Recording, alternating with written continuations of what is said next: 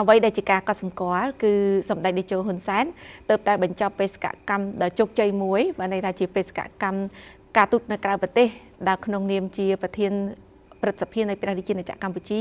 ដែលបានអញ្ជើញបំពេញទស្សនកិច្ចពីប្រទេសនេះហើយមានការចាប់អារម្មណ៍ច្រើនណាស់ដោយសារតែមានការផ្សាយផ្ទាល់នៅក្នុងទឹកដីនៃប្រទេសឥណ្ឌូនេស៊ីនិងទីម៉ូហើយកម្ពុជារបស់យើងមានការផ្សាយបន្តផ្ទាល់មកដល់ប្រទេសកម្ពុជានិងតាមស្ថានីយទូរទស្សន៍ផ្សេងៗរួមទាំង BTV ផងដែរដែលចាប់អារម្មណ៍ជាច្រើនទៅលើដំណើររបស់សម្ដេចទាំងជំនួបជាមួយថ្នាក់ដឹកនាំនៃបណ្ដាប្រទេសទាំងពីរនោះរួមទាំងបដកថាដ៏សំខាន់ដែលគេបានផ្ដល់កិត្តិយសឥឡូវនេះខ្ញុំមិន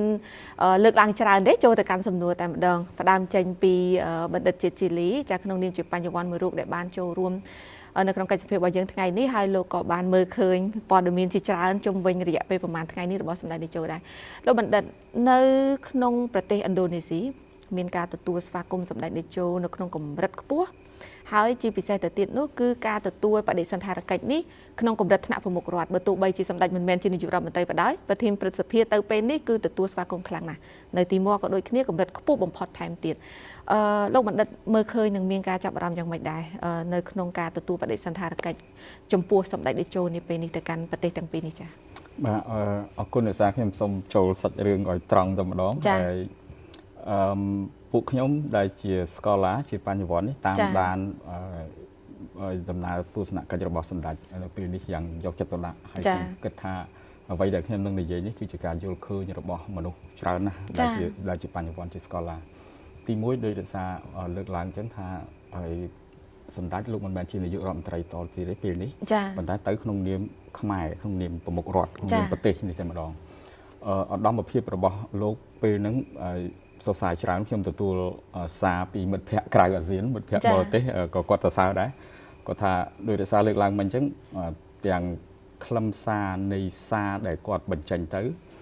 ក៏អស្ចារ្យទាំងការទទួលបដិសណ្ឋារកិច្ចរបស់ម្ចាស់ផ្ទះទាំងពីរហើយទាំងពីរនេះនៅក្នុងកន្លែងមួយផ្សេងគ្នាទៀតកន្លែងច្រើនណាស់កន្លែងហ្នឹងមួយល្អហើយខ្ញុំគិតថាដែលពួកខ្ញុំសម្លឹងមើលមានតួអង្គ3ដែលបតិកលាគ្នាទី1តួអង្គបុគ្គលសម្ដេចផ្ទាល់ដែលគាត់អស្ចារ្យ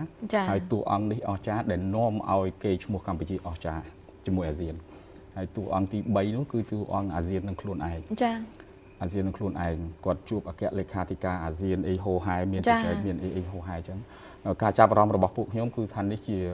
ជាជោគជ័យមួយទៀតរបស់កម្ពុជាយើងមិនថាជារបស់សម្ដេចផ្ទាល់របស់លោកទេប៉ុន្តែរបស់កម្ពុជាទាំងមូលគឺជាជោគជ័យថ្មីមួយទៀតនៅលើឆាកអន្តរជាតិហើយគេឈ្មោះនឹងការសាទរនេះមិនត្រឹមតែនៅក្នុងតំបន់ទេគឺនៅពិភពលោកទាំងមូលខាងក្រៅតំបន់ខ្ញុំទទួលសារច្រើនណាស់ដែលគាត់ភ្ញាក់ផ្អើលប្រទេសយើងពីប្រទេសដែលខ្ទេចខ្ទាំដែលបាត់បង់ធនធានមនុស្សដែលអីហូហែអញ្ចឹងសម្ដេចខ្លួនឯងជាបើនិយាយពីចំណេះដឹងអាស៊ានយើងមិនមែនជារដ្ឋដែលជាស្ថាបនិកអាស៊ានទេរដ្ឋ6ស្ថាបនិកផ្សេងប៉ុន្តែនិយាយពីចំណេះដឹងអាស៊ានការយល់ដឹងពីអាស៊ានការរួមចំណែកធ្វើអាស៊ានខ្លាំងគឺมันអាចបដិសេធការចូលរួមដ៏អស្ចារ្យរបស់សម្ដេចបានទេដោយសម្ដេចលោកលើកឡើងខ្លួនឯងផងយើងមើលឃើញផងថាគាត់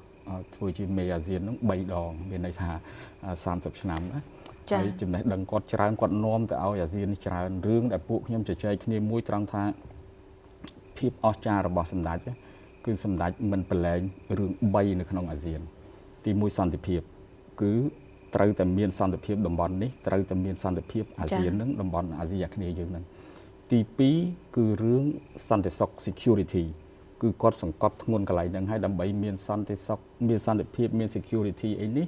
ដែលសម្ដេចគាត់ភ្ជាប់ទៅនឹងរឿងកុងសង្ស៊ីដែលมันអាចមានការបោះឆ្នោតมันអាចមានការហែកអាស៊ាននេះគឺត្រូវតែពិភាក្សាត្រូវតែឯកភាពគ្នាទាំងអស់អាគោលការណ៍កុងសង្ស៊ីនឹងដែលនាំឲ្យមានសហគមន៍អាស៊ានមួយសន្តិភាពរឹងមាំសហការគ្នាហើយសសរទី3ដែលសម្ដេច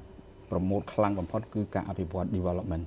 អញ្ចឹងរឿងទាំង3ទាំងសន្តិភាព security ហើយ development គឺជារឿងដែលសម្ដេចមាន contribution ធំក្នុងអាស៊ានបាទនឹងឧត្តមភាពរបស់គាត់ខ្ញុំគិតថាឧត្តមភាពរបស់សម្ដេចគឺនាំទៅទាំងមូលទាំងឧត្តមភាពរបស់កម្ពុជាហើយក៏នាំឲ្យអាស៊ានខ្លួនឯងមានឧត្តមភាពនៅក្នុងពិភពលោកដែរ3ចំណុចដែលបណ្ឌិតជាតិជីលីលើកឡើងនេះខ្ញុំចាប់អារម្មណ៍មែនតើយើងនឹងលម្អិតទៅបន្តិចទៀតនេះនៅត្រង់ចំណុចនីមួយពីព្រោះថានេះជារឿងមួយដែលយើងមិនអាចមិនលើកបានទេព្រោះជាចំណុចមួយដែលពិភពលោកគេបានមើលឃើញចំពោះតួអង្គសម្ដេចតេជោដ៏សំខាន់ឧត្តមភាពរបស់តេជោសែននៅក្នុងអាស៊ាននេះ